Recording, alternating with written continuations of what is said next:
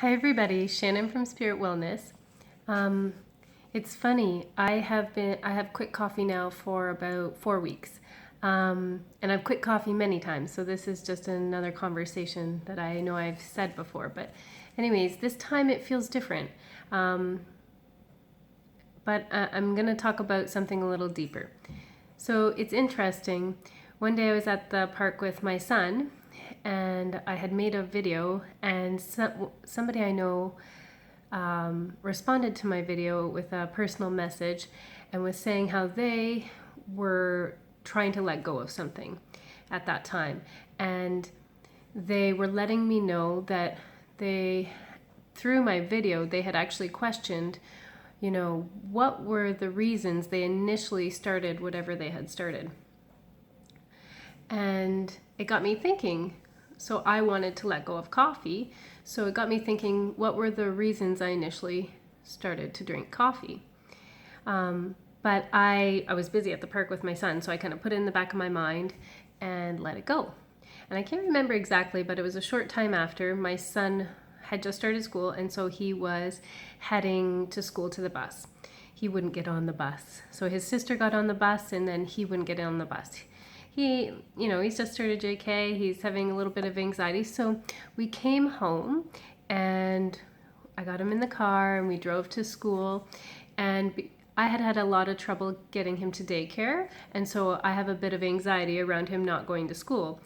And so we're driving to school and I'm trying not to let my anxiety get the best of me, and we're staying calm and we're trying to get there. And I keep saying to him, if we make it before the bell, then, you'll get a special prize or treat or whatever. And we're getting there and he's almost there before the bell, and he's getting really proud of himself that he's made it there.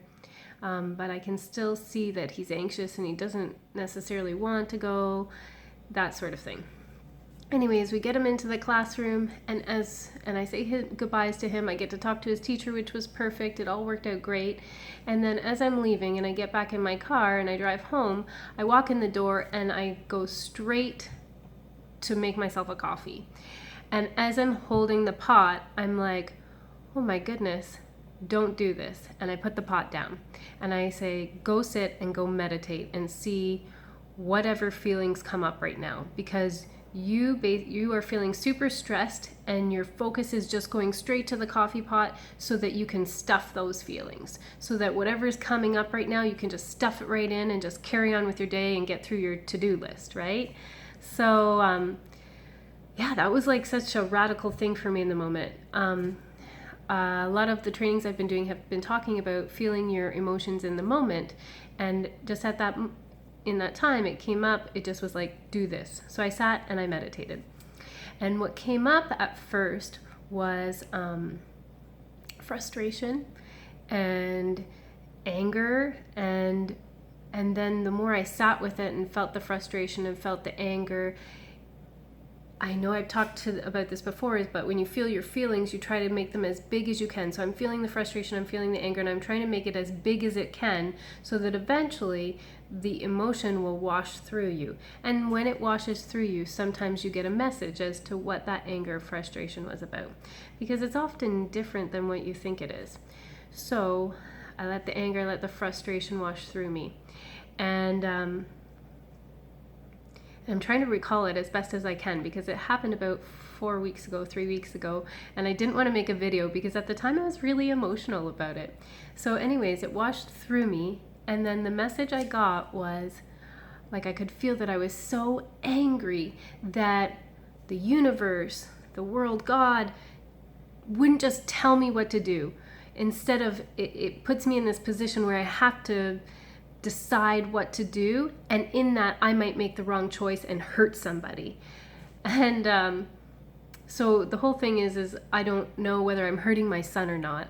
I don't know if it's a good thing to push him to go to school when he has so much anxiety, or whether it's I just didn't know if it was the right choice. And I was so angry at the universe for not telling me what the right choice was, and in that allowing someone to potentially get hurt. And I know I say that out loud and it sounds kind of crazy because every kid goes to school. But that's really what the feeling was. I could tell that that was truth. So, anyways, I sat with that feeling of frustration and anger, and I was so upset. Like I was crying, and yeah, I just bawled and bawled and bawled, and then eventually it worked its way through. And then that day, instead of having a coffee, I was like, have a smoothie, have a green tea. For me, anyways, coffee I just find really revs me up and I don't get great sleep and it's not good for my body, but I know green tea and different things are better for it. So I did that, and then I thought I had worked it through. And then my husband called maybe like 2, 3 hours later, and I was trying to explain to him the process because I thought it was just such an amazing process of working through emotions. Like, look at what happened. Look at what we do with food and stuff. It's like we don't even realize it. Like the first thing I did was went to go grab for the coffee cup, and then I was like, wait a minute, I should go feel my feelings, so I'm obviously stuffing them down. And then this came out, and then I had this message, and as I'm explaining to him, I start to bawl again, and he's like, whoa, like, and I'm trying to say to him, I'm not upset about it anymore, but this is just so deep, right? Like this idea that the universe is not telling me the answers, and therefore I could potentially make the wrong choice and hurt somebody. And I could feel that is like lifetimes. So I believe in past lives. And so I just could feel that was like lifetimes after lifetimes after lifetimes of things that had happened, because I can feel it so deep that I'm always worried about hurting another person. And therefore, making choices for me is really hard. And giving anyone advice is really hard, although I have definitely gotten through all of that. So anyways, the fact that I was still crying when he called really showed me that it was still coming out. And then later on in the day, I worked it out again, and I went to see a friend, and I was so emotionally drained. And then I was doing a session with her, and then it just triggered some more stuff, and it was like so much emotions. But it's interesting. I just wanted to share with you about really look at how you handle stress, or when you're not feeling your best, when you're feeling tired, sick, angry, frustrated, resentful, all those lower vibration energies. What do you tend to do in response to that? Do you grab food? Do you grab coffee? Do you grab alcohol? Do you try to avoid it with talking? What do you do? And then next time, maybe try, and instead of grabbing that thing you always go to distract yourself or stuff it down, sit with those emotions and then intensify them. Try to make them intensified, and then see what comes after. And there might just be a nugget, a message that will just really change and allow you to release some things. So Shannon from Spirit Wellness, I hope that resonated with you. Take care.